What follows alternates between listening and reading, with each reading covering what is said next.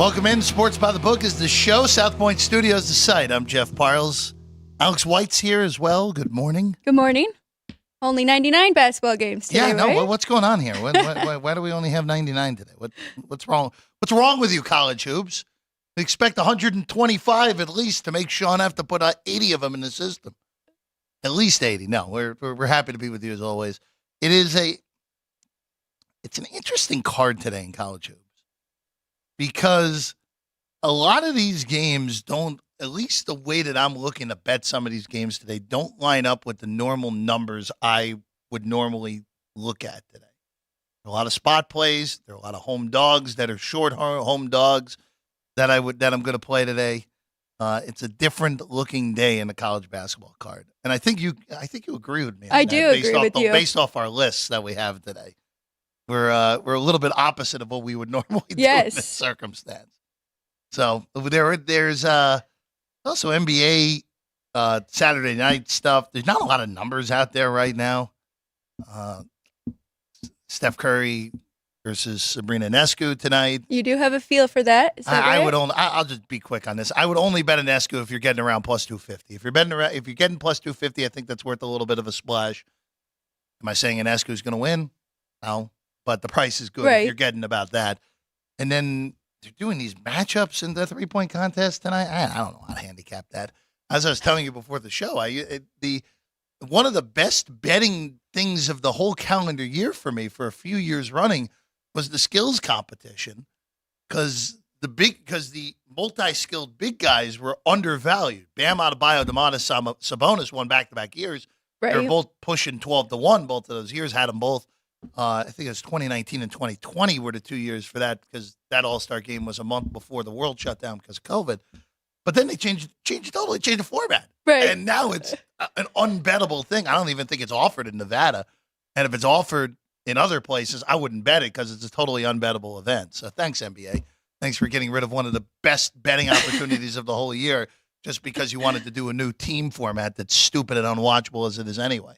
Well, we'll see. It might make it a little more interesting. I like when they switch it up a little, but I'm going to disagree with you on that. I like having something that's bettable as opposed to something that's completely not bettable. All right, let's get to college hoops today. Let's start in Ames. It's a sentence that hasn't been uttered much. Iowa State taking on Texas Tech. As our guy Sean pointed out, the money's been coming in on the clones this morning. So we opened at 7.5, got down to 6.5, 7.5, 8. We're up to 8 now on Iowa State in this one with a total of 135.5. That's also been hammered down from 138.5 to 135.5, Alex. Which makes sense. I mean, we know how good Iowa State is, especially defensively. I think the number's just right here. It's interesting because it's been all Texas Tech. Texas Tech is 8-2 in their last 10 matchups, but I mean, we know how good this Iowa State team is, so I would only look there, but you're right, the numbers moved a little bit too high for me here, but Iowa State 8-3 against the spread in conference play this year, undefeated at home and covered in 12 of 14. So they're unstoppable in Ames, and they're just proving that they're still a little bit underrated here. So, I mean, the betting market is telling you that they're not. The number has moved in their way, but still, this team is hot, and that's the only way I would look. But it was a pass for me. I think the numbers, both side and total, are correct.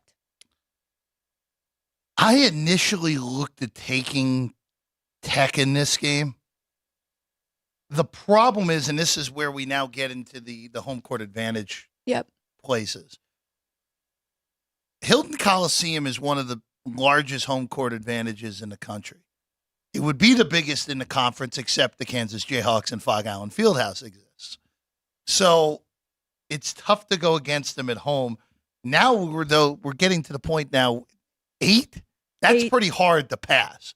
So I'd only look at taking it with the Red Raiders right now. I agree with this total collapsing. Just went back to 136, by the way. I agree with that collapsing down to 135.5. I have no problem if you want to still go under 136, which is out there now. I don't have an issue with that if you wanted to do that. Another Big 12 game. We got two-way action on the desk here. Sorry, Vinny's not here to celebrate that. He'll have to celebrate another one later in the show, Alex. Kansas State and TCU, the Battle of the Purple, in the Big 12. You know, all the numbers say TCU. All of them say TCU. The market even is betting TCU here, which you just don't see in these conference games, right? In the Big 12. K-State hasn't played in a week. Last time they played, they lost to BYU on the road in Provo, which was just a horrific spot. Even though they did cover that game. Yes, they did. Against BYU, coming off the overtime win against Kansas, their biggest rival at Bromwich. I'm back on the 5th of February. Alex, everything points to TCU, but I like K-State. And this was one of those. Actually, you know what? I misread my screen. The market is totally bet Kansas State here. Yes. I read it as TCU won. Now it's K-State won. Yep. We're now at the point where this was K-State plus 1.5 overnight. So a 1.5 point flip on this. I still like K-State. I would have laid a minus 115 on the money line here. I thought, again, even though the numbers would all come TCU, K-State's had a week off. They have a prolific home court advantage. TCU's home road splits have been pretty jarring so far this year in Big 12 play, other than 2 spots for TCU, where, of course, they went on the road and they beat Baylor in that ridiculous triple overtime game. Their only other road win came against Oklahoma State, who's, to me, the worst team in the conference. I would look to take K-State, even though you missed the best of it. I don't mind laying $1.15 on the money line and not messing around with the point spread. So out of 99 games, 2 that were on opposite sides, not too bad. But yes, I am on TCU here. Might be a crazy handicap, but the last time these two played was March 9th, 2023. Kansas State knocked TCU out of the tournament. So they've got revenge here, and I just think this Kansas State team has been quite a disappointment. They were 22nd overall last year when they beat TCU in that spot. Now they're 73rd overall, 161 adjusted offensive efficiency here with Kansas State. They're 1-5 in their last 6. I understand they have the home advantage. I just think TCU is by far the better team. 33rd overall, 29th adjusted offense, 51st adjusted defense there. They are 7-4 covering in conference play. So I could be way off, and Kansas State could have that home court advantage, and they could show up today, but I think TCU is the better team.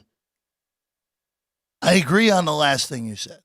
I do think TCU is clearly the better basketball team, but home court is strong. And again, this is the Big 12 we're talking about, where the home court, these home road splits, and look, it's been going on across college basketball, but in a conference that is as strong as the Big 12, home court just matters so much. And again, we're dealing with, just look at these home courts we're dealing with. The Fog, Hilton, Bromwich, the Octagon of Doom is in Manhattan's a great one. You're dealing with, we'll talk about later, Oklahoma has a good home court advantage in Norman at their home floor. There's plenty of great home courts in this conference. That's part of the reason. Again, if TCU wins this game, will I be shocked? Of course not. They're a better basketball team. I just don't like them going on the road. That's why we have our two-way action on this game. I'm going to have to venture out a little bit and go check out some of these home courts, because you got to remember I went to UNLV that does not have a strong home court since the 1990s, right? Yeah. So I will say, so my wife is a Kansas grad, so she was able to experience as an undergrad. I had been to the Fog at least 2 times. I don't remember. I think 2 games, actually. One of them was a Missouri-Kansas game, which was just not like, there was no environment I've ever been in like that. I can only imagine, sport, which yes. makes sense. But look, that conference, especially moving forward, where the football strength is going to go down. But with adding those Pac-12 teams, Arizona obviously comes in. Yeah. Great basketball power, even though they're going to be pretty good in football next year. Salt Lake, Utah, Huntsman Center is a tough place to play. It'll still be a prolific Big 12 basketball conference moving forward, even with losing Oklahoma and Texas next year. Speaking of something that will not be prolific, at least on one side of the ball today, Virginia hosting Wake Forest. You know what? I got to give Tony Bennett credit, because this looked like a totally lost season. See you later. They're going to miss the tournament. Bennett's still fortunate that they got their national championship, or else he would be considered one of these coaches who, great regular season guy, but can't get it done in a big spot. But credit to Virginia, because this team, even though, yes, they lost to Pitt earlier in the week, not a great loss to take it home, they were playing some really good basketball before that. They gotten from 11-5 up to 19-5, so 8 straight wins before that head scratcher on Tuesday, even though Pitt's playing better now. They really are. They now welcome in Wake. Wake is one of these teams where Ken Palm loves them. They're 27, which I think is extraordinarily high for this team. I think they're closer to about team 45 than they are to team 30. Coming off a loss earlier in the week to Cameron Indoor to Duke. Alex, it's 2 with Virginia here. I like the Cavs. I like Virginia here. This has gone down from 2.5 overnight. Very happily lay only 2 as opposed to 2.5 at home. If this thing lands 1, so be it. But I do like Virginia to win this game, cover to 2 at home. I do too. I felt comfortable laying the 2.5 overnight with Virginia. I'm kind of surprised with the move here, but you're right. A lot of people live and die by Ken Pom, and if they say Wake Forest is the 27th best team, that's what they're going off here. But Wake did win the first matchup between these two, but you already mentioned it. Virginia has completely turned it around since that matchup. They beat Clemson, Florida State, Virginia Tech. They have really good wins under their belt. Unlike Wake Forest, who hasn't really beat anybody good, now they're going to Virginia. They're 13-1 straight up and 9-4 against the spread, holding teams to an average of 51 points at home. So I really like Virginia in this spot. And now that you're getting an even better number, I would definitely lay that too. Yeah, you can't pass the better number. Again, if Wake beats you, so be it. And again, Wake Forest to me is a 10 seed, 11 seed in the NCAA tournament. They are a tournament quality team. So they're capable of going to Charlottesville and winning this game. But I just like Virginia in this one. All right, there are a lot of games at 9 a.m. that actually are pretty reasonable here today. A&M on the road at Alabama. A contrast to styles here, Alex. Yes. Total's 160. Bama's laying 8. You know what? It just goes back to what we've said all year on Alabama. If they're making their shots, you don't want to get out in front of them. If they're not making their shots, they're capable of playing a tight game against basically anyone in the Power 5+1 or high-quality mid-majors. This is the most vintage stay away I could possibly find in this 9 a.m. slate. I thought the number was fine. If you want to lay it with Alabama and say they're going to have a big shooting day, I don't have a problem with it.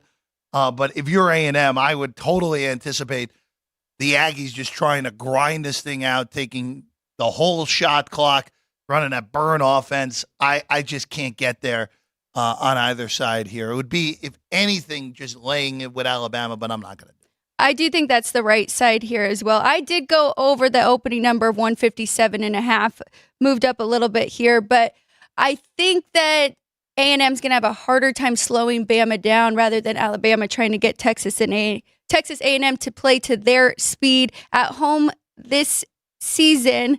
Bama has been a great over team. And then A&M, they're 9-3 to the over on the road, averaging 73 points a game. So I like the points in this one. I wouldn't mind Bama on the side either. Yeah.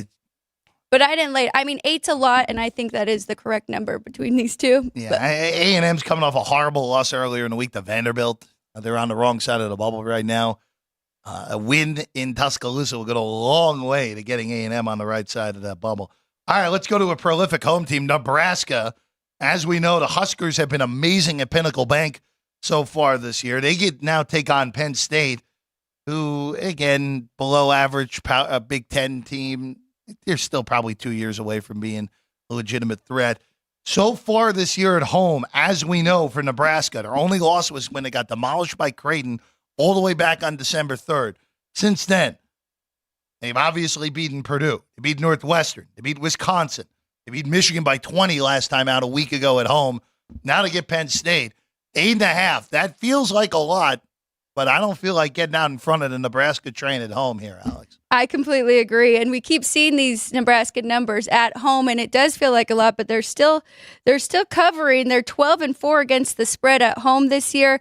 I didn't do anything in this game, but Nebraska projected to be 11 seed in the tournament. I think they take care of business here. And like you said, I mean, this Penn State's pretty pedestrian, about 12 out of 14 in that conference. And Nebraska playing great at home. So I would lean to that side, but we're getting really close to double digits there with Nebraska. So stay away from me. Yeah, it's just too much in the end. I probably will stay out of it. I'll stay out of it. Maybe an in-game scenario on this one. All right, Creighton and Butler, 9:30 Pacific, 12:30 local time in Indianapolis. Again, big weekend in Indianapolis. Of course, all the NBA festivities there. So we talked about this a little bit yesterday on the show with Vinny and Chris, Alex. Butler right now on the right side of the bubble, according to most. I think they still need another win or two to supplant, make sure that they're there in the NCAA tournament. The market is bet Butler here. 2.5 now, was as high as 3. There is even some 2 in the market here on Creighton. I do like the Bulldogs outright in this game. So if you wanted to take a plus 125, if you can find a plus 130 on the money line, I don't mind doing that. I'd rather have that than taking the points at this point. At 3, I would have just taken it. 2.5. Now we're sub 1 possession. Yeah, we're going to just take the outright on the Bulldogs here, where, again, this Butler team, going into the year, I thought, all right, mid-tier Big East, maybe they sneak their way into the tournament. Look, they're only 7-7 in conference. So you lose this game today, you're 7-8. I still think they probably are on the wrong side of the bubble with that. But this would complete a season sweep of Creighton, which would be a big deal and probably put them without a collapse down the stretch safely in the NCAA tournament with a win and a season sweep of the Blue Jays. So one good thing about our new betting in this day and age, I took the 2.5 and then I saw 3 later last night. So I had a cash out option on my app for the 2.5, switched and grabbed the 3. So I am on Butler today. I might even sprinkle a little bit on that money line. I think you said everything perfectly. This would be a sweep for them. Beat Creighton at Creighton 99-98 in that first game, which both teams shot over 55% from the field in that game. So there's a lot of points in that one. I think they'll slow this one down. I could see it being more of a grind out under game, but I like Butler here. I think it's a really meaningful game for them, and they're coming off a home loss to Marquette. I think it's a good bounce back spot for them as well. Again, you're dealing with it for Butler. This is an extraordinarily important game. Again, it would go with a win on the road at Marquette as well. They would have 3 wins against high-quality Big East teams with a win here, and they wouldn't even have to beat UConn to be safely in the NCAA tournament here today. All right, Florida and Georgia is next. Last time we saw these teams play each other, we had that wackadoo overtime game in Gainesville where Florida blew the big lead late, found a way to win in overtime. Georgia has slowed down after a really surprising start to conference play. Not really much of a shock there with the Bulldogs. I think in the end, the talent or lack thereof is won out against them. They've lost 5 in a row. Now they get a crack against Florida yet again, the team that started this losing streak for the Bulldogs. Alex, I like the total over at a bigger number than it's at right now. So we're at 155.5. There's even some 155 in the market on this one. This is a 10 a.m. Pacific start in Athens. I expect this game to be in the mid-70s possession-wise, where if this thing makes it to the mid-70s possession-wise, we just have to get a little bit over a point per possession, and we're going to get there on 155.5.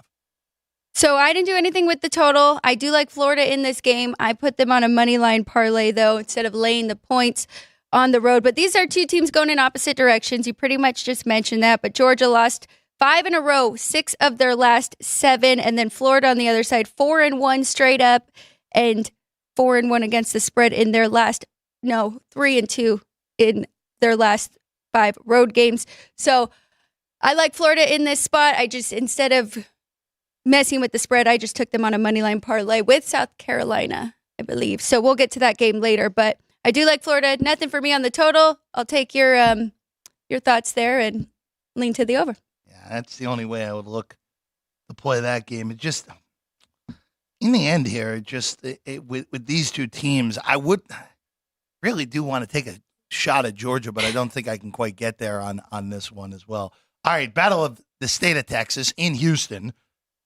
Cougars welcome in the Longhorns. 10 now the number, Alex. Total now up to 132 here. I thought this was okay under in 131. So now that we're getting an extra point, definitely look to bet this thing under. We know how Houston wants to play. They want to grind you out. They want to beat you up inside. They want to play slow. They're the number 1 defense by a significant margin in Ken Palm this year. Yep.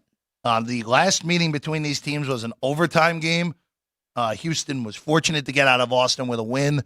Would be very surprised if this is not just a total grinder after that last one. Actually, even with the overtime, got to 148, which is a pretty high-scoring game between these 2. So I went ahead and grabbed the points with Texas. What did it open at? Because I have marked down here that I grabbed 11.5. Is it moving towards Texas? I think 11 was the most I saw. 11. Okay. Maybe there's a rogue 11.5. Honestly, I looked really early too, and even what offshore was. So I probably just marked down that. But I did grab the points here with Texas on the road. I mean, they have some pretty impressive road wins this year, this Longhorns team. So I'm going to take them to keep this close. Offensively, they've been very consistent, home or away. Average points through 24 games, 76.8 points. Average on the road, 76. So like I said, they can hang in there. You mentioned it. It's going to be a grind out game, low total, not a lot of possession. So I think grabbing those 10 points is enough for them to keep it close. Yeah, low scoring game would dictate taking big points, which is what you're getting here. Again, this is a low total. 132 is still a very low total, all things considered, especially this year in college hoops with the overs being really good and the totals going higher and higher because of that. I didn't give Sean this game, but I do like LaSalle plus 6.5 against UMass. I don't think UMass should be favored by this much on the road against a LaSalle team that you look at times has not looked particularly good, to put it politely. They're under 500. They're in the mid 240s in KenPom. UMass has improved as the years gone along. They got a really nice win against Richmond earlier in the week on the road in their house.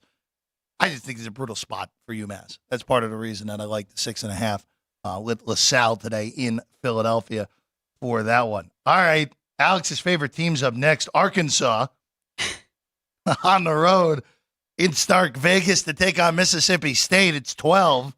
Total 144.5. Alex, are you doing it today? You taking the points with the Hogs? I'm not. Are you? And the numbers say 2.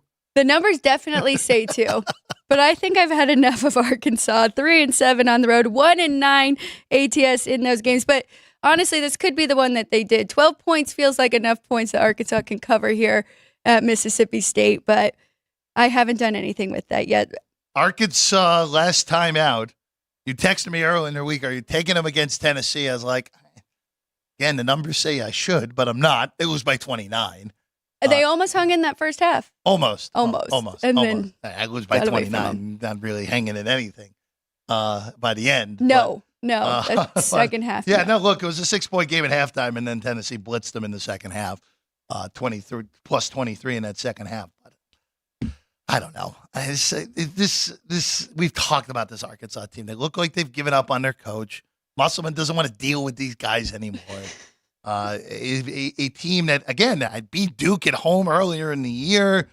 They were 6-3, they were 9-4 going in the conference play, and it just been a disaster in SEC play. Should have been the moment we knew was when Auburn went there and just destroyed them. Yes. Granted, Auburn's turned out to be really good.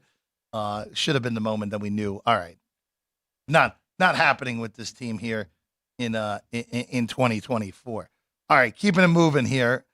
Let's go to BYU and Oklahoma State, my favorite team on the road here in Stillwater.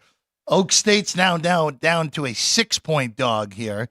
This was 7 on the overnight. That was what I liked. Now it's 6. I still think I would lean to the dog. It's not as pure of a play as it was at 7. Getting over 3 possessions, important, especially at home with a team. Again, where you look at the Big 12 play, Oklahoma State, I know West Virginia's the worst overall record. Pokes have been the worst team in the conference. But they have both their wins in conference are at home. Now, granted, against K-State and West Virginia, not the best of teams in the league. BYU, they've won 2 road games so far this year. Central Florida, West Virginia. 2 of the bottom 5. Yeah. You get another crack at a bottom 5 team. This is an important game for BYU. I agree. Because if you win this game, if you're BYU, you're 7-5 in conference, you head into this really difficult stretch before you see Oklahoma State to end the season in Provo. Again, even if you fall back to 500 a league, you're still in pretty reasonable shape of getting a top 5-6 seed in the NCAA tournament. So I have to ask, I haven't checked the standings. How, and I mean that honestly, how is the bet going? Where are they sitting right now? Right now, they are sitting in 6th. They're tied with TCU for 6th. And if it falls Now, on if they 6, fall neither. 6, I lose. Okay. But if they fall tied for 6, but end up with the 7 seed in Kansas City, then it's a wash. Okay. It all depends on where they seed. The tiebreak, like they end up in a tie for 6, but end up as the 7 or 8 seed in the conference tournament, it's a wash. Okay. So You have- I still feel okay. I think at this point we're probably heading for a wash. I think they're ending up 7th in the conference. I think you called it though. I think they have definitely struggled in this conference, and I mean we're They've been overrated. better than I thought they would. Okay. Be, personally, That's they good. have been. Well, I didn't do anything here. I'm with you on the fact that I do think BYU really needs this one, but I also am very aware of their home road splits. 5-4 on the road, 4-5 against the spread in those 9, and then conference play 6-5 right now, their record, but just covered in 3 of those 11 games. So I would lean to putting BYU on a money line parlay if you want to tie them up with another team that you like instead of laying the points here, but I'm not going to lay the points with them on the road. And I understand if you want to take the points with the Cowboys. Let's go to Duke and Florida State. Nothing for me here. Duke's 5.5 on the road in Tallahassee. Total 152, Alex. Nothing for me either. You know, it's just one of those where I don't like this Florida State team. I just don't think they're that good. Duke away from Cameron Indoor, not as trustworthy as we know. Pretty easy, simplistic stay off here, even with a top 10 team in action. All right, North Carolina and Va Tech. I'll ask you this, because North Carolina coming off a loss on the road at Syracuse. They've not played well recently. They've lost 3 of their last 5. The loss to Georgia Tech, the loss to Clemson, and now to Syracuse. All teams they should be beating. Now to get Va Tech at home. Didn't make the list, but if you made me play this, I do have a lean to lay the 10 with North Carolina in this game. This does feel like get right spot at home against the Va Tech team that should be overwhelmed by North Carolina's size in this game. Completely agree. Like you said, 2-3 in their last 5 after winning 10 in a row. They were looking very unstoppable for a minute there, and now they've kind of come back down to reality after that big win over Duke. It's their defense. They've allowed an average of 79 points in their last 5 games, 3-2 to the over in those games. So I'm looking at the over here. I grabbed 151.5. I still like it at 152. I've seen their defense slip up. I think we can get there. We know that offensively they can put up the points, especially at home. And Virginia Tech allowing an average of 76 points on the road. They're 7-4 to the over in those games. So I like a high-scoring one between these two. High-scoring one in Chapel Hill is the way that Alex is looking at North Carolina and Virginia Tech. All right, we're going to take a quick break. When we get back, we'll go to Iowa City. Wisconsin tries to end their losing streak against the Hawkeyes today. And then the big one, UConn, Marquette, the big one in the Big East. We break it down next. Sports by the Book, South Point Studio. From the South Point Studio, the perfect blend of sports, But I think the Niners are going to wear them down. Detroit Pistons lost their 36 games. comedy, See over-under on that relationship lasting. I'm going to put mayo in the coffee. I am beautiful, and a whole lot of Pittsburgh. In Pittsburgh. Pittsburgh. Yeah. Pittsburgh. Join Ryan McCormick, That's at least 2 picks outside of our own in the first round next year. Oreo. and host Frank Nicotero. I look at the clock. I go, ah! Watch Punchlines live at noon every weekday.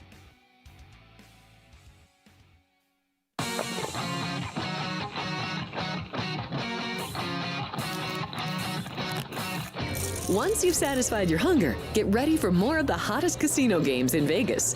Our 24-hour, 30-table non-smoking poker room proudly hosts all the most popular poker games with a variety of betting limits. Visit the poker room for a schedule of daily tournaments. Whether you're going to hold 'em or fold 'em, the best place for poker is at South Point Casino. You'll notice that our craps tables are usually the loudest in the casino. If you've never played, join one of our free craps lessons to find out what makes this game so exciting. Check with the craps dealer for schedules and give it a roll. Bingo is also an exciting way to spend your time. We offer 7 sessions of bingo every day. Bingo! And each session includes a cash ball jackpot. 12 bingo games, a progressive double action game, and a $10,000 bonus coverall. Electronic units are available. If you haven't played bingo with us, give it a try today. Guests can also get in on the action at our one-of-a-kind race and sports books. 2 separate rooms designed to maximize your experience and comfort. Our sports book, with over 400 seats, puts you right in the middle of the action, 24 hours a day.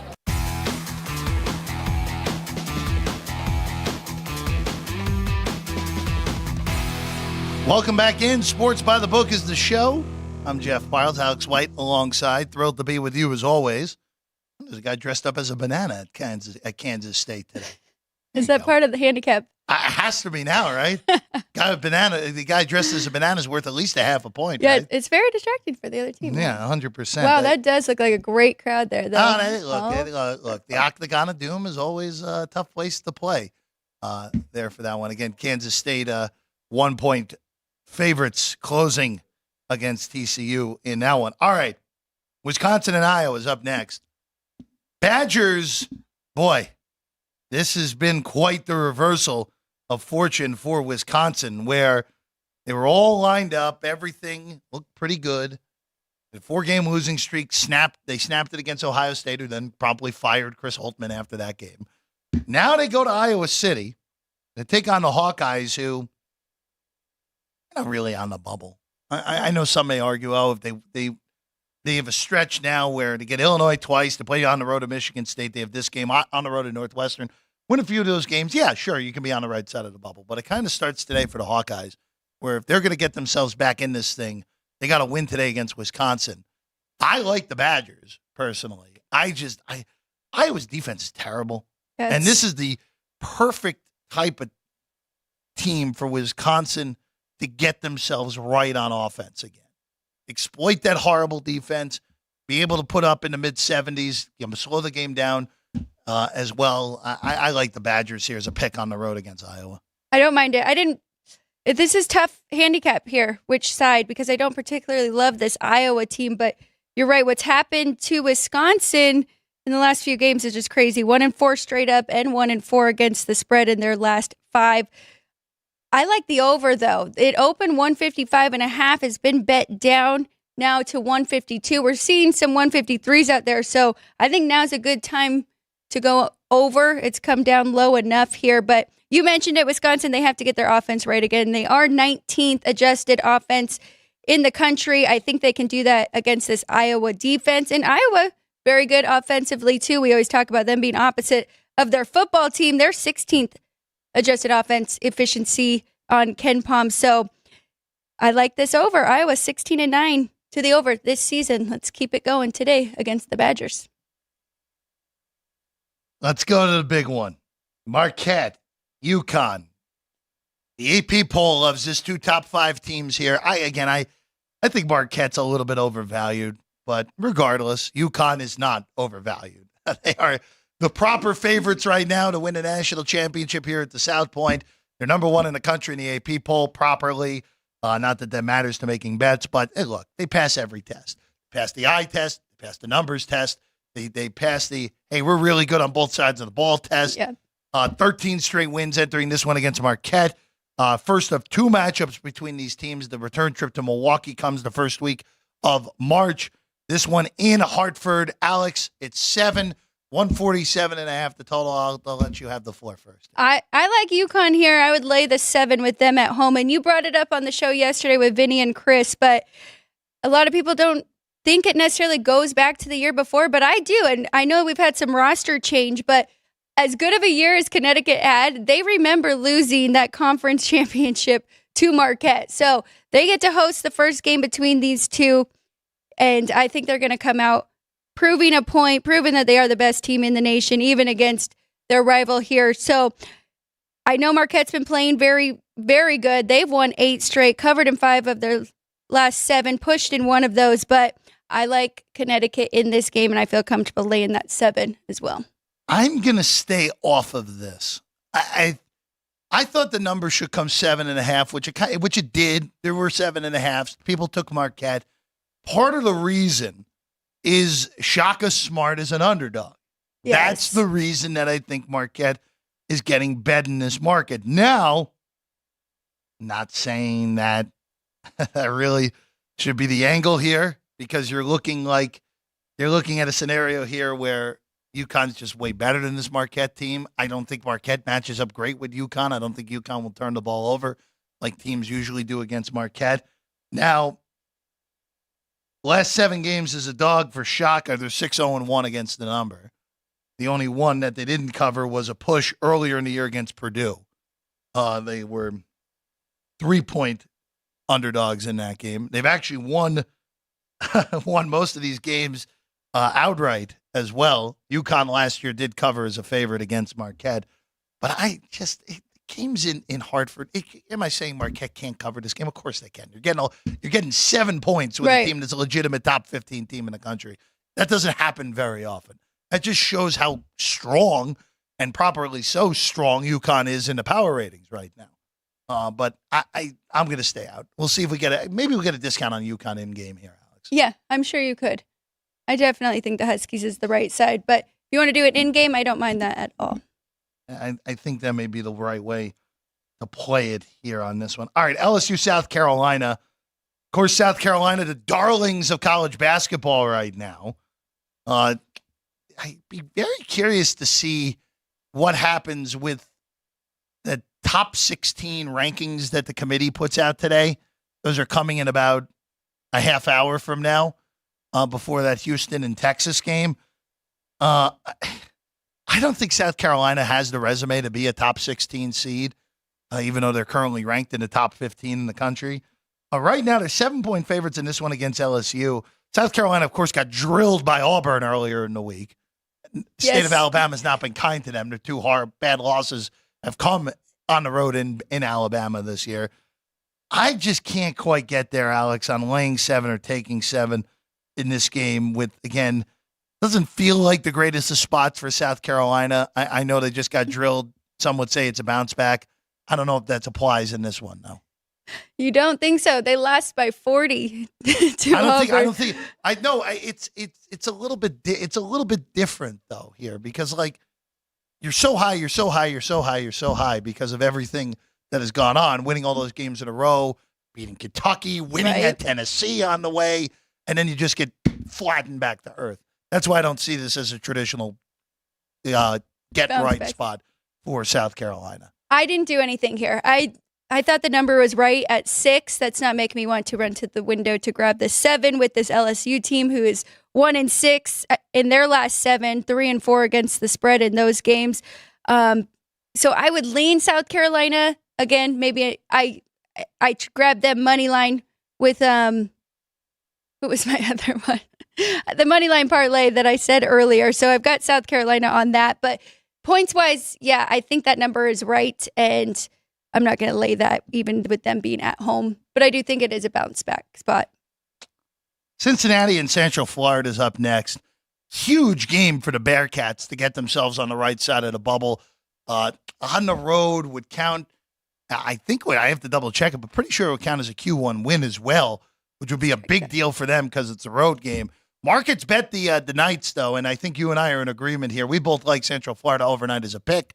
If you're late to it, I don't mind laying $1.15 on the money line on the Knights here. No, I'm with you, definitely with UCF at home. So Jeff Fogel has a great newsletter, really football and Big 12 conference breakdowns, and he had his under and overrated teams. UCF was number 2 in his underrated, 8-3 against the spread in conference play, 4-1 against the spread in those home games, which means they're even 4-2 against the spread on the road. So this team, you mentioned it, they are the bottom of the conference, but they've done very well covering for us and kept it competitive. Cincinnati 3-7 in their last 10, 5-4-1 against the spread in those games. So I like the home team here, and I'm okay with that minus 115 as well. Let's go to Kansas and Oklahoma next. It's up to 3 at some spots, 2.5 here at the South Point, 142.5 the total. We talk home road splits in the Big 12. We've talked about it all episode and year long. Kansas has egregious home road splits. Yes. Kansas's lone conference road win, and again, we're talking Kansas here. Their lone conference road win is at Oklahoma State, who, again, To me, worst team in the conference. I know West Virginia comes in worse than Ken Palm, but I think Oklahoma State is worth. They've lost on the road to Central Florida, bottom tier. West Virginia, second worst team in the conference. Iowa State, okay, nothing wrong with that. And we talked about how big of a home court Hilton is.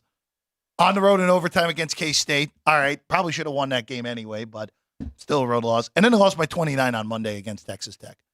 I think your one big argument for Kansas here today, and I stayed out of this game. I know you didn't, and we'll get your pick in a second. The argument for Kansas is that this is a bounce back after getting annihilated on Monday. But if Kevin McCullough doesn't play, or if he plays compromised today, I don't know how you can bet KU here. I think this has to be an Oklahoma or nothing. I couldn't quite get there because I don't think the Sooners match up great with Kansas, even with an injured McCullough.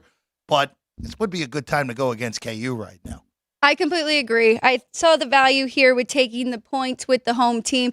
And you're right about McCullough. I think he is supposed to play, but I read that it's a bone bruise, and he's already he was struggling with it, trying to play before he took those games off. So now they might be having him come back a little bit too soon. We've talked about Kansas and their depth, and it was just on full display last Monday. So I like the Sooners here. I took the points. Both these teams have not been great covering in conference, 5-7 against the spread, but OU is 13-2 straight up at home. So I'm going to trust them to keep it close and possibly win this one over Kansas. Big game for Oklahoma. Where, again, Oklahoma safely in the NCAA tournament, but for seeding purposes, the big game for OU. OU got blasted in Waco earlier in the week against Baylor. Again, home road splits for OU. We've talked about this with all these Big 12 teams. They're not as egregious as some of these other teams where they have a road win at Cincinnati, they have a road win in Manhattan, and they have home road, and then they have home losses. They lost at home to both Texas and Texas Tech. So their home road splits are not as egregious as some of these other teams in the Big 12 so far here in this calendar year. All right, Miami and Boston College is up next. And not the most attractive of games here, but you and I both have different plays on this game. I went with the side. You went with the total. I'll let you go on the total first here. 151 at the moment on this total. All right, let me find this number on You had my 150 sheet. and a half under last night. Okay. Yes, so I have Miami is 10-4 to the under in conference play. 77th overall, 72nd adjusted offense, 110th adjusted defense here. Boston College 6-2 to the under in their last 8. I think 151 is just a little bit too high here, so I think you're pretty safe going under that. I think it should be more in the low 40s, 140. So I like this under 151. So And you're on what? I'm on Boston side? College Okay. as a short home favorite here. I just Miami. Look, Boston College really hasn't beaten anyone this year.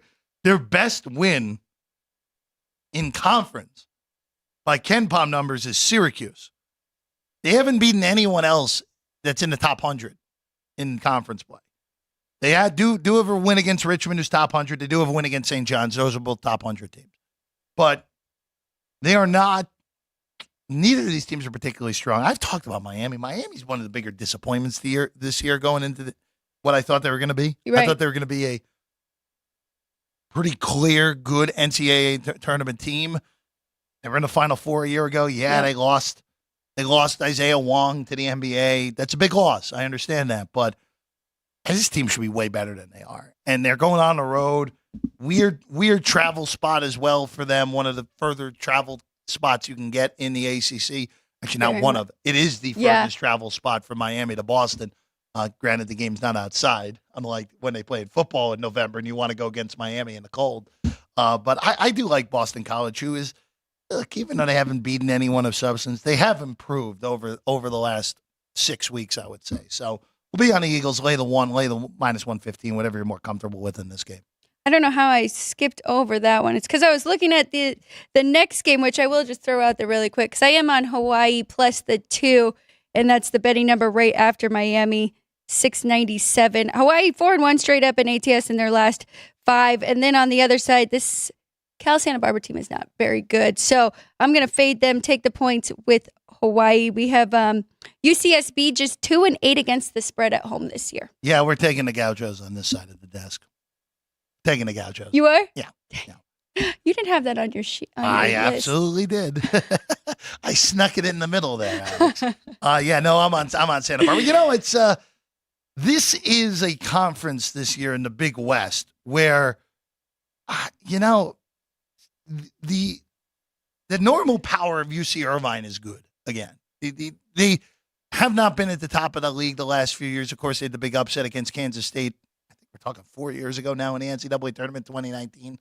5 years now, but you have a non-traditional, again, a team that transitioned from up in the D1 of UC San Diego, second place in that conference. Right. And you have Fullerton, who was in the NCAA tournament 2 years ago. They're at the bottom of the league. Bakersfield was good for a few years. They're at the bottom of the league.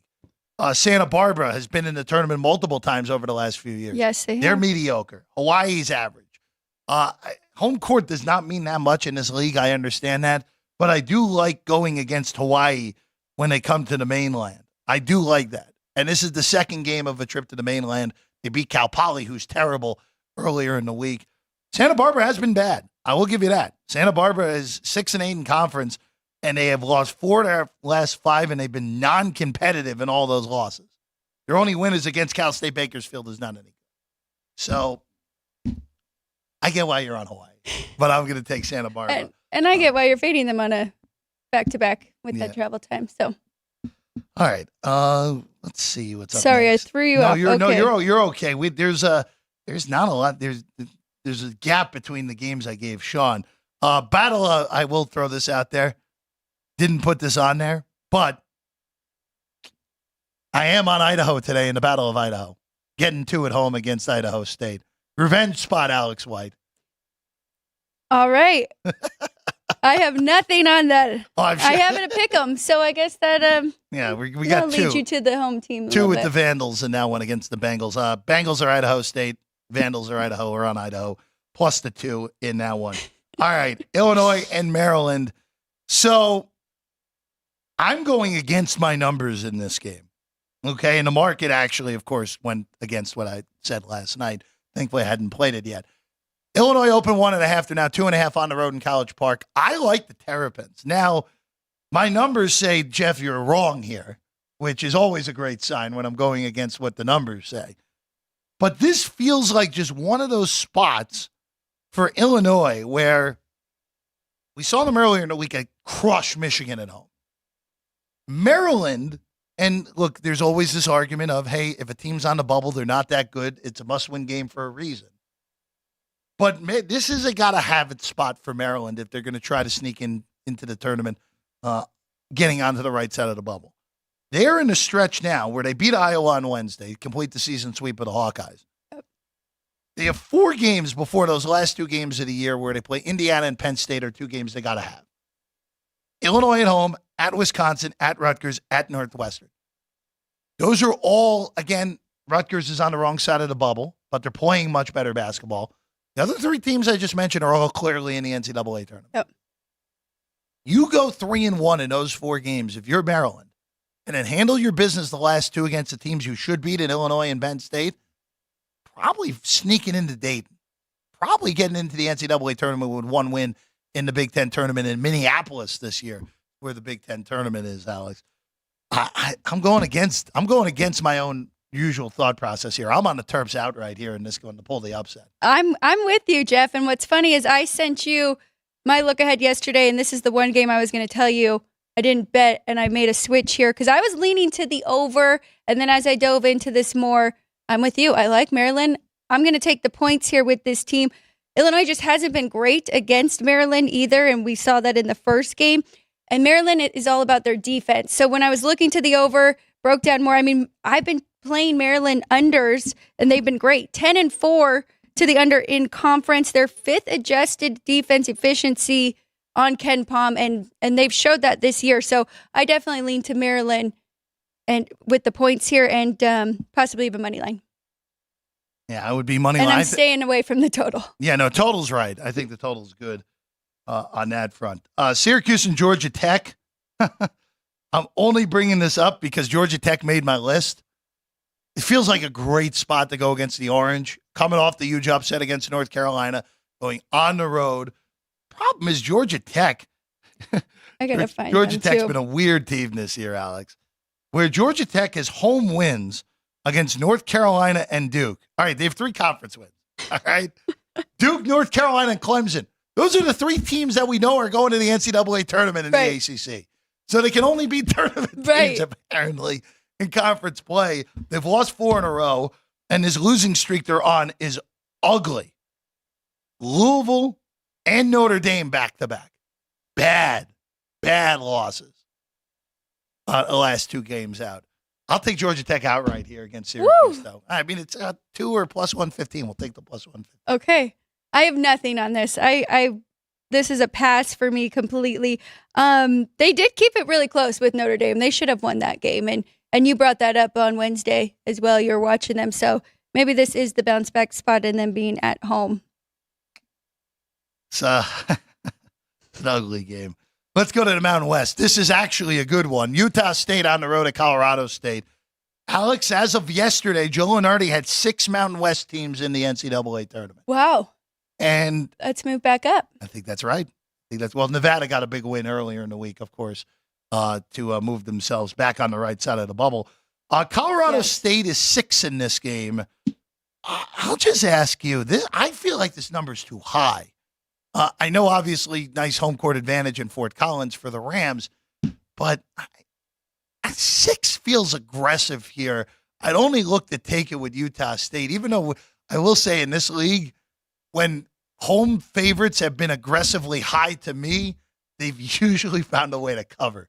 So that's the only hesitation I've had here. Especially later on through this conference play, we've really seen the home teams cover, like you said. But I think 6 is aggressive as well. I think Colorado should have come about -4 in this one. So I would look to Utah State as well. I went over this total at 147.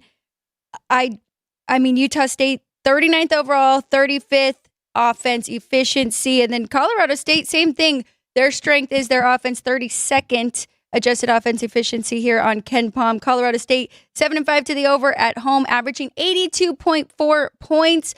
I just think we'll see a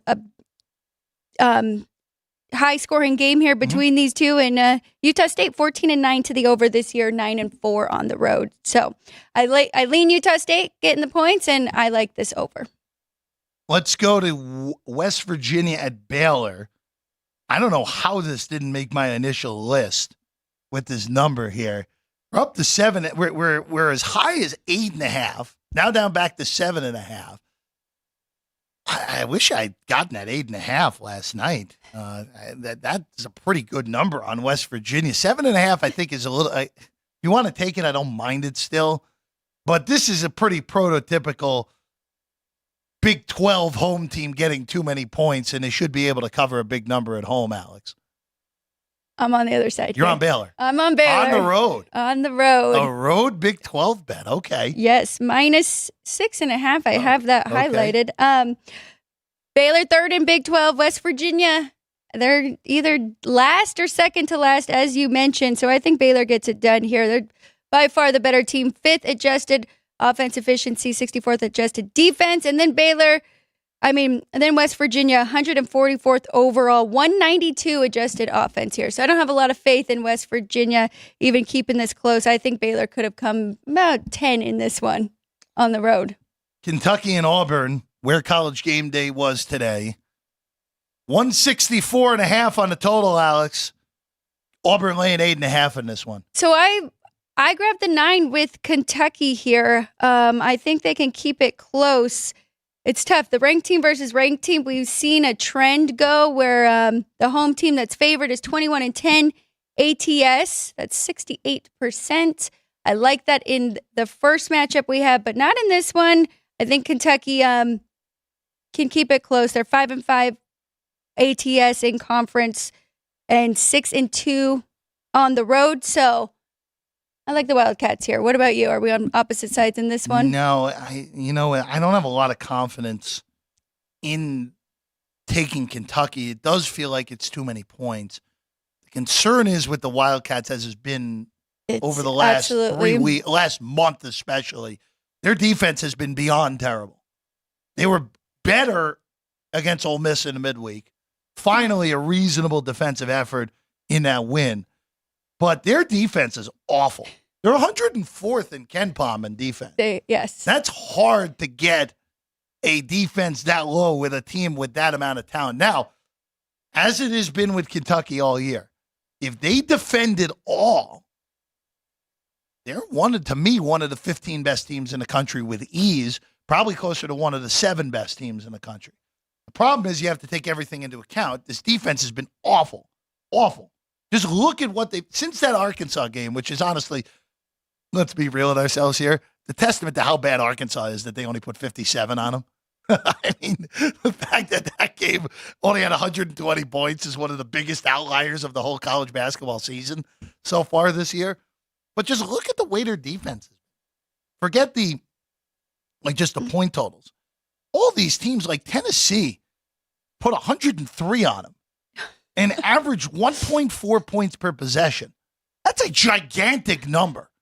You look at Gonzaga, who, again, by every account we've talked about, this is the weakest Gonzaga team we've seen in years. They went on the road to Rupp last Saturday and won outright. And that might be the reason Gonzaga ends up getting into the NCAA tournament if they don't win the WCC tournament here in Las Vegas in a few weeks.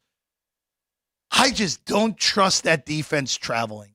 If I trusted them at all, I'd even sprinkle a little on the money line today because the talent's pretty dead even in this game.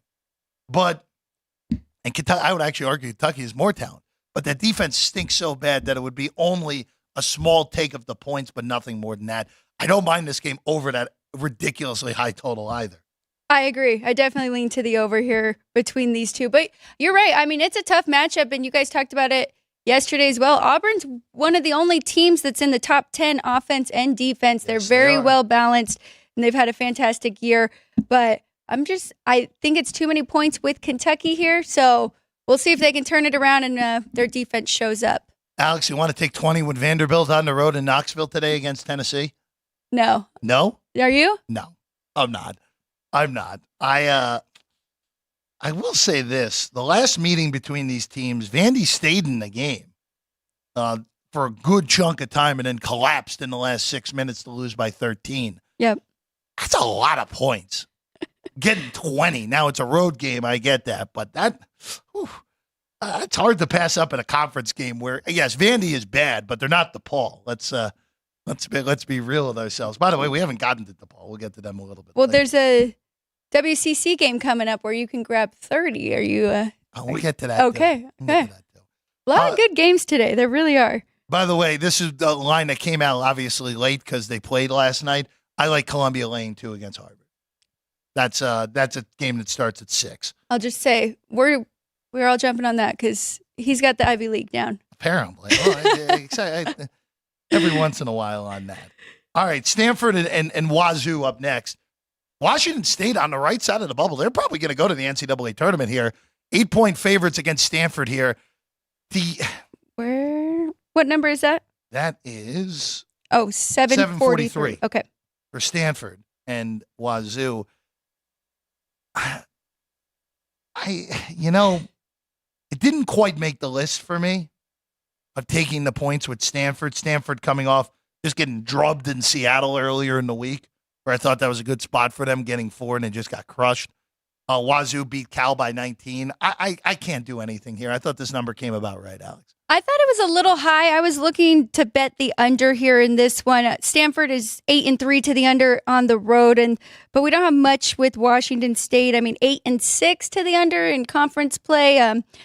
Just based off numbers, I thought it was a little high. I thought it'd be more like 138. So a little value there, but trend-wise, I didn't really find anything to support this. I do agree, though. I think 8 points is a lot for Stanford, even on the road. I would lean to that side as opposed to laying it with Washington State. Louisville and Pitt. 12-point favorites at home for Pitt. Are you laying it? I would look that way. You look that way. I tend to agree with that. That'd be the only way I would look in that one. All right, we're going to take a quick break. When we get back, our guy, Vinny Magliulo, joins us in studio as he always does here on these Saturdays on Sports by the Book at the South Point studio.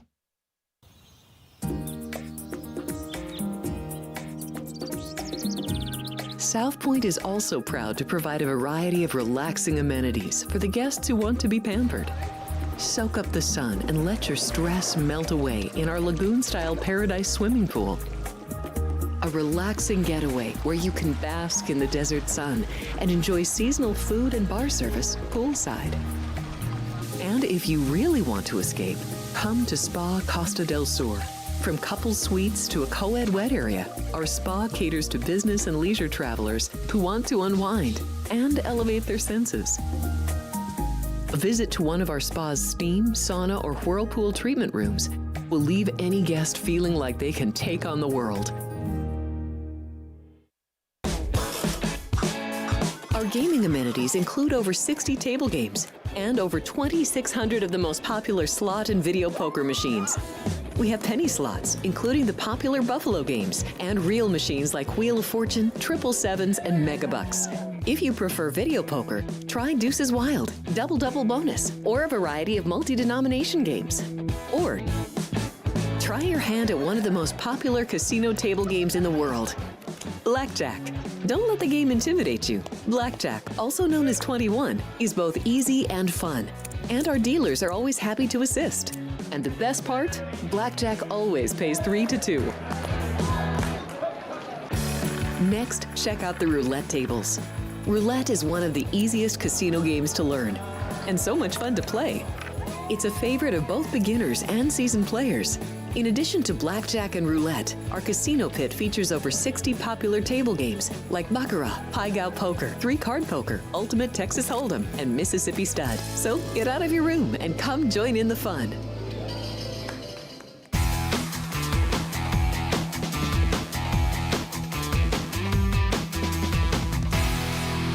In Sports by the Book is the show, South Point Studio. I'm Jeff Parles. Alex White's here now with us, Vinny Magliulo. As always, as Alex mentioned, your voice was back yesterday. That's right. It's returned, much to the chagrin of my wife. But that's why she sent me out to work. Oh, man. Good morning. Good morning. How are you? So I know you always are a big fan of this. So we had two-way action on the desk for 2 games today. You know I love two-way action. Yeah. Love it. So Kansas State and TCU was 1. That one's going. K-State got out to a big lead. They're now up 3. Game closed 1, by the way. Yeah, I had Kansas. Right where it opened. I had K-State, Alex at TCU. And then the other one, of course, was Hawaii and Santa Barbara, naturally. Yeah. I'm on the Gauchos. Alex is on the Rainbow Warriors in that one. Double two-way action. Yeah, well. Even better. You know, here's the thing, though. Let's be real with ourselves. We had 99 games today. Yeah. There should be at least, just based off the percentages of the amount of games, should be a handful where Alex and I are at least opposite on. Oh, I would think. You would know. hope. I mean, it was close enough. Well, but when you look at TCU and Kansas State, it's a close enough game Right. to where basically a pick'em game, a point or 2 here or there. And when you have games that are within a 3-point spread, they're basically pick'em games, So that's bound to happen. Now, we oftentimes talk about, yes, two-way action is the ultimate is actually equal action, right, on both sides of games, which happens. Gosh, we'll be lucky if we get it. With 99 games, if we can get 10% of it, that would be fantastic. It's probably going to be closer to maybe 7% of the games. But two-way action creates action, obviously, because if it is a close enough spread, especially, Alex, that's what you're looking for, right? If you can get 2.5 instead of 2 on a dog, right, or if you can lay, 1 instead of 1.5 on a favorite, that's certainly something that's going to pique your interest. Yep, you are 100% right, Vinny. It's funny, too, because, we work together enough, and we kind of have the same feel for totals. We're never two-way action with totals, and we both use, the same metrics and pace and stuff, so that makes sense on why one of us will be on an over, one of them just passes that one, or vice versa with unders. That's a great point you bring up. There's far less two-way action, honestly, with totals. And totals are a specialty. There's no question about it. And more so with professional bettors. So your dad is, full disclosure, your dad, not just because you're sitting here, your dad does an outstanding job with totals. And I think your dad will tell you probably that he'd rather play, 10 totals than 10 sides. Yes, he would. So, Especially if they're unders and he likes them, right? yeah. And so totals are really, there's an art to totals. And you'll see more two-way action with football totals than college basketball totals until we get to, let's say, the NCAA tournament. That's where there'll be more there'll be more two-way action with totals than during the regular season. Well, and also too, Vinny, we're as ridiculous as this sentence may seem, we're 2 weeks away from the small conference tournament starting. Right. Right, You're exactly right. We're in the home stretch of the regular season now. Yeah. And look, you mentioned it because obviously everyone bets the tournament. Yeah. But for a lot of people, that week before those conference tournament Sure. games, those are the ones where the pro bettors love coming out and betting those instead. You bring up a great point, Jeff, because I've got to tell you, and this has probably been a trend within certainly the last decade, especially the last 5 years. The conference tournaments. March Madness for us starts really with the conference tournaments. It's not Definitely. the big dance, if you will. I mean, the conference tournaments have gotten far more popular, not only with professionals. There's definitely professionals, especially in those early, smaller conferences, as you mentioned, Jeff, but the public, because they know that they've got to accelerate their studying, if you will, and they get ready for the NCAA tournament. And I think what's happened, too, is even though they're not small conferences, the fact that there are conference tournaments here now in Las Vegas have added to that, too. There's a lot of excitement and a lot of interest and a huge uptick in our handle, the betting handle, with the conference tournaments, especially the ones that take place here in Las Vegas. Vinny, any big dogs being bet on the money line? Not that you know right off the top of your head, but I'm trying to think of a couple. Money line action? Yeah, for any upsets today? Well, I think that there's a couple of folks that maybe are taking a shot with, let's say, like a Texas, maybe a Texas A&M, although this is a tall order. I think that game is going on right now, and Alabama got out to a pretty good start there. But you'll see some smaller sprinkling in. Look, I think when folks are looking at some money lines, I'm looking for the Kentucky game in particular. That's kind of what Jeff was saying. Auburn. Look, the fact that Kentucky, and Auburn opened 8. Not only did they initially take Kentucky, but now it's back up to 8.5 with Auburn. Because Kentucky scores so much, I think that there's perceived value that they're a type of team that could pull an upset here. Now, the key for this game is obviously going to be can Kentucky handle Auburn's pressure? And if they can, because of their propensity to score, and they are one of the leading scoring teams in the country, that there may be some folks would take a chance at taking better than 3-1 on the money line. So to your point, Alex, that's a game that they're looking at. Let's keep going through some of these games here. I want to bring up a ranked team that's coming off a loss that's not one of these big names. Larry Bird's not suiting up.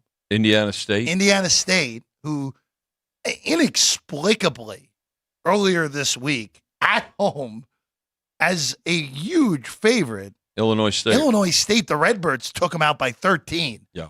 They were double digits in that game. Yeah, no, they were a huge favorite in that game, and Redbirds went there and smoked them. In all honesty.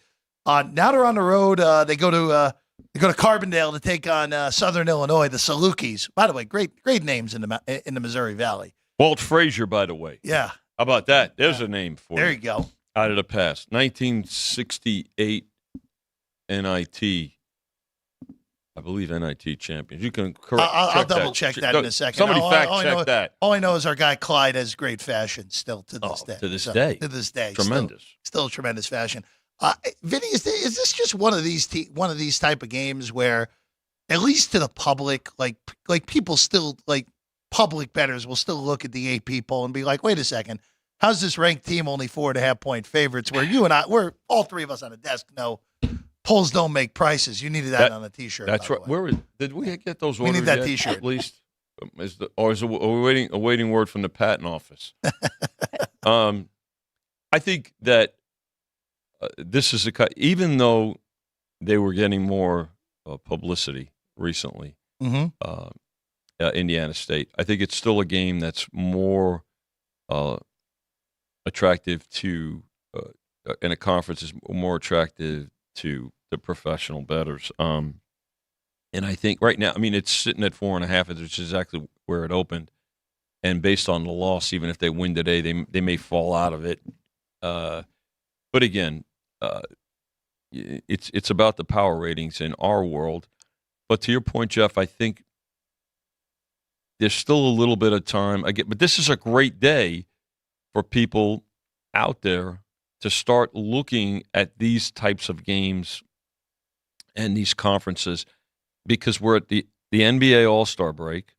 Even though there's a terrific NHL schedule today, football is behind us, obviously. This weekend and now moving forward, I would advise folks to just at least glance at, if nothing else, look at the box score, look at what's happened, look at how games play out, pay attention to injuries. Everybody's focused today on McCullers for Kansas. Now upgraded to either, probably going to be a game time decision, right? You see how he feels in warmups.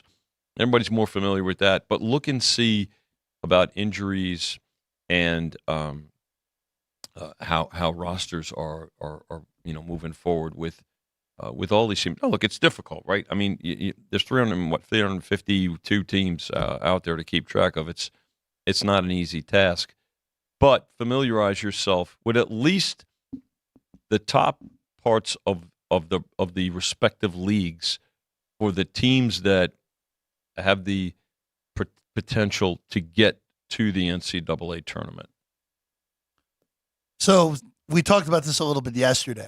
They're doing the bracket reveal right now for the top 16 seeds. Is that what time is that going to? Is that around noon our time, or is it happening? They're doing it right now. They're gonna, and that's the top four. What the top four seeds? The top 16 overall. Right. 4 seeds by region, and then what? The last 4 in, and the first 4 out. Probably. I'm not sure if they do that normally, but we'll see. But they only revealed the 1 seeds right now, which honestly came not as a big shock. So Purdue and Connecticut.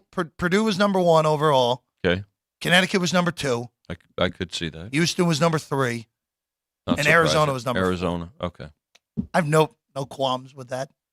No, and I think, when you look at the body of work, and we chatted about this yesterday, Jeff, with Chris Andrews. I mean, when you look at the body of work of Purdue, I can understand them being a little bit ahead of Connecticut. You look at Connecticut, not taking anything away from them, but doing a terrific job. And again, I think what's scary for folks out there in the Big East in particular is Connecticut comes into the season as the defending champs. They lose 3 starters, and they may be better this year than they were a year ago. So that Husky culture, if you will, that we saw under Jim Calhoun is back. I'm not surprised about Houston. Houston, in what I believe, or coming out of what I believe is the best conference, and I think we talked about it yesterday. I think that we'll see the Big 12 with the most bids in the tournament, coming out of going into the big dance, and then Arizona, almost a process of elimination. You could make a case for Auburn. I think, particularly, I have Auburn rated very high, and I've got them certainly higher, the highest in the SEC. So, but I'm not shocked by those 4 seeds. And if it came out today, I'm not that none of those really are out of whack. I don't think anybody's going to have an issue. Yeah, I think it's going to be interesting to see where Auburn. I think Auburn and Tennessee are going to be the 2 teams that'll be interested to see where they come. I think Auburn should I think they both should come as twos. Twos, probably. Personally. Yeah. All right. Again, South Carolina will be another one. It'll be interesting. Well, how South much Carolina they is do. not going to be a 2 just yet. I mean, if they Oh can, no, I'm saying will they stay. even be in the top 16? Like, I don't think they should be. I but don't it'll be think top close. 16 just yet, Jeff. But because you still have a lot of, like I said, the Big 12 is going to have an awful lot to say about that. I'm not so sure about the Big East. Like I said yesterday, It's UConn and Marquette. and of course they play today. But and Alex, I was mentioning yesterday to Jeff and Chris. I think look and see. And I'm not saying they're going to be twos, but they should be. Don't be shocked if a Mountain West team is in the top at least 5. But by the way, your 2 seeds, Yeah, your 2 seeds: North Carolina, Tennessee, Marquette, Kansas. Kansas. Yeah, okay. Yeah, Kansas sneaks Yeah, in the back door at 8. Who are the Marquette, Kansas, Tennessee, North Carolina. and North Carolina? North Carolina. So, but I think that the Mountain West is going to have more bids than the Pac-12. Like it wouldn't shock me if they surpass the ACC and the Big East. Wow. That's how strong I think the conference is. Now they're going I to beat do each other too. up, but so are the other conferences too. Right. So Going to some other games later in the day, I guess I'm required to go to the Ivy matchup between the two top end teams, Princeton and Yale. Of course, we talked about this yesterday, Vinny. yeah, Where again, it's a little bit tricky sometimes with these back to backs, where you have to handicap teams playing back to back days. Yale handled the first leg excellently yesterday. Right. They really beat up on Penn, beat them by 14 at the Palestri last night. Princeton, that was actually the team to go to fade last night. Brown did cover that game, getting 14. 14. We winning talked it. about it Yeah. yesterday, right? Yeah, Look, well, it was a split between those two It was- games. okay. Yale covered and Yeah. Princeton did not. But- Princeton's 3.5 in this game, by the way. it's the home court. Yep, of course. I mean, basically, that's what you're looking at here. I mean, it's basically a pick 'em in the home court. And again, home court in college basketball means more than in the NBA. And some of these gyms are they're difficult. They're tough outs where they're not huge crowds, but they are crowds that are right on top of you. But you know something, Jeff. The thing about I'll tell you why. And even though they don't necessarily advance really deep, but if you think about it, you look at a conference that's best prepared for the NCAA format. It's the Ivies because they do that Friday, Saturday. That's right. Mhm. Right? Now, I know that when we get to conference tournaments, they're playing every day. And in the NCAA tournament, they're playing every other day.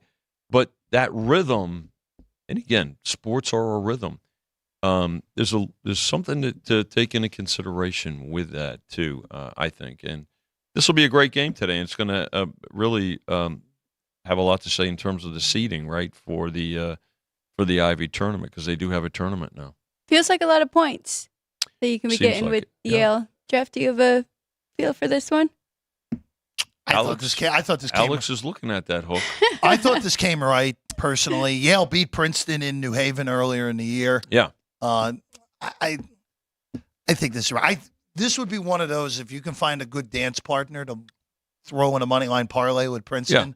I think that would probably be the way I would Yeah. go about it. No, that's a fair look. That's not a. By the way, Vinny, the team that's getting hosed in this reveal is Auburn. Yeah, 12 teams in, not on the list still. that's crazy. So they're down to So Alabama's 9, Baylor's 10, Iowa State's 11, and Duke is 12. So Auburn is getting punished for that bad non-con they played. well, they're not watching. They're not watching. They should be ahead of Duke and Alabama personally. I mean, And Iowa State should be ahead of Baylor also. I know Baylor beat Iowa State heads up, but yeah, I don't have as big an issue with that as I do with Auburn getting snubbed and being behind Duke. I could tell you that. Alabama and Auburn split their 2 games as well this year. Alabama won in Tuscaloosa. Auburn won in Auburn Arena. Well, that might be an angle for tonight of Auburn with Auburn underseeded. Well, in I this could reveal. tell you that Bruce Pearl is going to. I could see that coming out in his pregame to his team. Who's their non-con? App State? That's the loss? Jeff? Well, Appalachian State beat Auburn. Is yes. that their bad loss that they're looking Well, at? it's more that they just didn't play anyone in non-con. That's what. Strength of schedule. I mean, strength of schedule in non-con. They lost the two best teams they played in non-con. They lost to, at least in my opinion. I know Virginia Tech's rated. I know that, and that's what Yeah. the committee. That's what Yeah. the committee looks at. And listen, if you've got to certainly take care of business with those. I mean, we know that Duke, for instance, they played Arizona, but they lost to them at home too. So I mean, but Arizona's higher rated, so it's. The committee's look is it's different. It's than ours, but it's no different than anything else. It's all style points, style wins, name wins, and losses mean a great deal to them. I will say this will change probably about 20 times in the next month. Oh, yeah. For Selection Sunday, which Sure. is exactly 1 month from today, St. Patrick's Day. Yes. Sunday. That's right. Uh, That's right. the, There'll be green beer and green cash. And Alex, I think you're going to join Chris Andrews and Tony Sinisi and I making numbers this year. A little heads up there. I thought I'd throw that out there. I hope so. That's right. That would Yeah. be So amazing. don't forget here at South Point, as the pairings come out, numbers will go up. So we'll be ready to go. It's always a great time, great exercise, and folks will be ready to fire away at the window and on their apps. So does this change your handicap looking at futures, no, Jeff? no, it Okay. doesn't because it's going to change. Okay. I mean, the only thing that I will say, just eyeballing it from these early reveals here, committee is higher on the ACC teams than I think the market is. Maybe not North Carolina because North Carolina comes in as the fifth favorite to win the title right now. North Carolina's legit. Yeah, even though with not playing their best basketball over the last 2.5 weeks. I'm just curious if this leads to more teams on the back end getting bids that I don't think should be there. I think that's the only thing I want to that I can take from this today. For Duke, to me, is they probably should be in the top 16, but if they're in, they probably should be team 16, personally, and they're at 12. So I think they may see the ACC as a little bit better than we think. I think that's one of the things we have to at least see going in to the last month plus on this. I don't know if it enters into your future handicap, but take a look at, again, go back to Auburn. I'm not going to say they're not snubbed. Did they at least get in the top 16 or not? They're Auburn 13, San Diego State 14, Illinois 15, Wisconsin 16. Okay. So, but the fact that Auburn is on the fourth line. They are the top 4, so they probably will move up if they keep winning. I'm just saying that if not necessarily in your futures handicap, but looking at today with, and you kind of have to know the coaches, and Pearl is. You watch him coach. He's ready to get in the game. Oh yeah. I mean, one of these times, I think he's gonna have a jersey on and run out there. So, Hopefully he does have the jersey on, yeah, right? that's something that could play into today. And even though I said that earlier that some folks are looking at Kentucky on the money line, but yeah, it's but there's something there. Good coaches use these types of scenarios, and whether it's polls or seeding and everything, to motivate teams, and the good ones get the most out of it. Yep, right. Just eyeballing this real quick. San Diego State being a 4 is a tremendous sign for the Mountain West. Agreed. Because I didn't have them as a top 16 team in the country. And the fact that they are there leads me to believe that the projections that have 6 Mountain West teams in, probably the way the committee is looking at it right now. That's a big statement. I mean, but you also have to take into account, Jeff, where it looks like they've got a pretty high regard for ACC. So you wonder, is the committee, is it name, and brand recognition, or are they finally realizing too that it's not just about the Power Six conferences anymore. Especially with coaches, teams, fans have to deal and try to wrestle with the NIL, but so does the committee, right? When you think about it, they're like, oh my God, look at how good this Mountain. I don't know if they realize how good the Mountain West is just yet.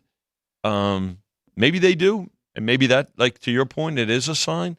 And I know that there are some projections that have 6. Boy, I tell you that'd be a huge statement. All I can tell you is if these were the brackets right now and the West was Arizona, Kansas, Duke, and Auburn. It's a heck of a bracket there. I think I know where we're betting in that bracket. I think we'll be looking at that orange and blue down on the plains at that point, Vincenzo. Yeah, I mean, again, and then of course once the draw comes out, where are the games? And sure. I mean, Kansas, Duke for years has always. Well, they were always in Greensboro or Charlotte or East Rutherford, which is which is a great spot for them. Oh, that was the East region basically for a decade straight. Yeah. So this year, by the way, just so since we're on it, we can go to it. The NCAA tournament sites, the regionals. So the second weekend, right? Boston. So nice edge for UConn, easy travel. Los Angeles. If it's Arizona out there, pretty easy for them. Nice. Dallas, if it's the Houston Cougars, pretty easy for them. Mm-hmm. And Detroit for Purdue, pretty easy for them.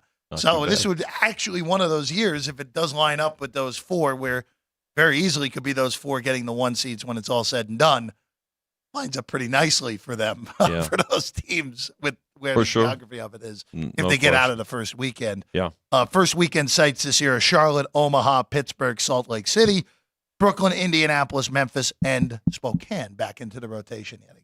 Good. Well, that's good. Good regional diversity, and again, it'll be tremendous. And let's remember this: that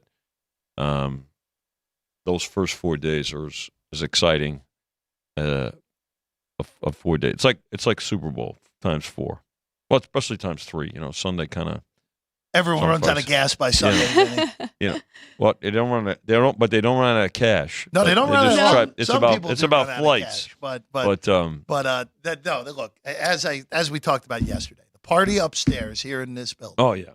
On Thursday and Friday, there is no better place in this city to watch, especially Thursday and Friday, where the games are going from 9:15 Pacific to about 10:30 at night. There's no better place than upstairs here in the entire city to watch. And work on your free throw shooting. We did have. Remember? There were courts last year. That's right. Yeah. We had courts up there. Yeah, we did. I think we know what Frank's going to be doing on that. I heard Frank is out back practicing contest. right now on his free throw shooting, from what I understand. Also, tomorrow, real quick, Daytona's tomorrow. Yes. If you missed it this week, you're watching us right now on YouTube. Stay on the channel. Go find Gone Racing, Brendan Gone, Jeff Motley. Mm-hmm. Everything you need to know about Daytona coming up. Brendan's tomorrow. there, by the way, and he was the show. He did the show from the RV and down in Daytona. Yep. As well, but Brendan Gone and of course Jeff Motley every Thursday moving forward here on the channel for South Point Studio. Gone Racing, back where it belongs here at the South. That's Point. right. Showroom tomorrow, Vinny will have the Daytona 500 on. Yeah, Daytona, the greatest, the great American auto race, right? I will say this: there was a time. It's still one of the most heavily wagered race. It's the highest handled auto race outside of the 2 local races that we have, the 2 NASCAR races that we have here. The Pennzoil 400 and then of course the South Point 400 are both here, and but Daytona, there was a time when we only booked at Daytona. There was a time we only booked 2 races a year, 2 auto races a year. It was the Daytona and the Indy 500, and of course now here at South Point, Chris puts up the weekly Daytona races, puts up the odds to win the Cup. And, so pay attention to how the standings go there. And then Brendan and Jeff do a great job of breaking things down on Gone Racing. So It's a great race. It's a lot of fun. There are props up as well. So good stuff. Looking forward to that one. Yeah. Well, Jeff, you got me the first half, but there's 20 more minutes. what was the score that game at halftime? They're up by 2. All right, so up by 4, Up by 28-24. Oh, All right. I mean, I was Scored up by again. 12 in that game, so we'll let you hang around for a little bit on that one. All right, that's all the time we have. Tomorrow, it'll be 3. You might be booking 3-way action on the show tomorrow because Matt Neverd will be with us tomorrow right. morning. 8:30 to 9:30 tomorrow, an hour for tomorrow's show, previewing everything to go on Sunday. We'll have a little Daytona talk. Matt will be our Daytona expert on the show. Excellent. Yeah. So we'll get his Very thoughts good. on that. We'll college hoops as well and plenty more to get to tomorrow on the show. For Alex and Vinny, the crew, Caden, Andrew, and our guy Sean, as always, doing a great job. I'm Jeff Parles. We'll see you again tomorrow, 8:30 in the morning, Sports by the Book, South Point Studio.